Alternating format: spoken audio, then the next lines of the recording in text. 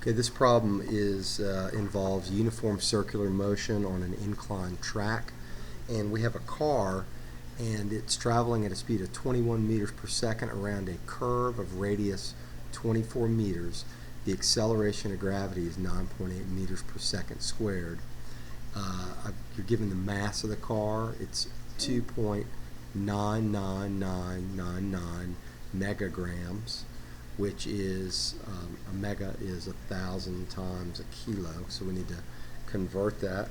This is equal to 2.99999 times 10 to the 3 kilograms, which is our base SI unit for mass.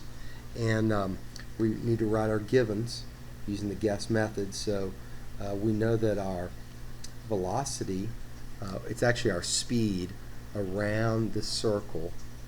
We have this uniform circular motion with constant speed but constantly changing direction, and so this is the speed, or we can call this the tangential velocity, is equal to 21 meters per second.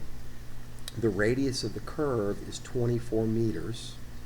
We know that in this problem the acceleration due to gravity, g, is 9.8 meters per second squared. We know the mass of the car is 2.99999 times 10 to the 3 kilograms. And we know that the angle of the incline is 21 degrees. Okay, so we have uniform circular motion, and the direction of the force that is required to turn this object, we call this the centripetal force. The direction of this force is toward the center of the circle. So it's going to look something like this, and it's this force that is supplied by the physical elements of the problem. In this case, we need to draw a free body diagram to figure out what forces are going to supply the centripetal force in this case.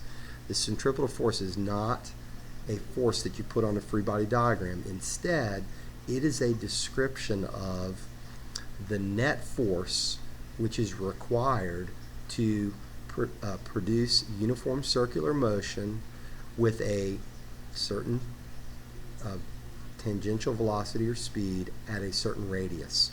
And so we're going to draw a free body diagram, and our free body diagram has our weight, and it also has the normal force. And so if you draw the incline, the normal is perpendicular to the incline. So this would be our free body diagram, and we've done all the parts that we need so far. So let's look at our unknown. What are we looking for? It says, what is the net centripetal force? What they're really asking for, what is the net force required to have this type of uniform circular motion with a radius of 24 meters and a tangential velocity of 21 meters per second. We're looking for the centripetal force. So we're looking for F net, which has to equal FC. And you know from your reading that FC is equal to the mass times the centripetal acceleration, which is the tangential velocity divided by the radius. So I've actually written my equation. Let me bring that down there, and we can rewrite it.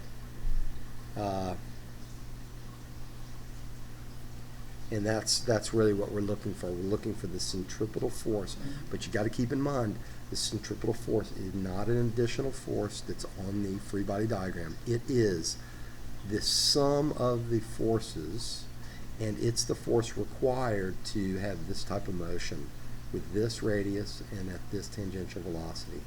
So when we substitute, we have 2.99999 times 10 to the 3 kilograms times the square of 21 meters per second divided by 24 meters. And our solution is equal to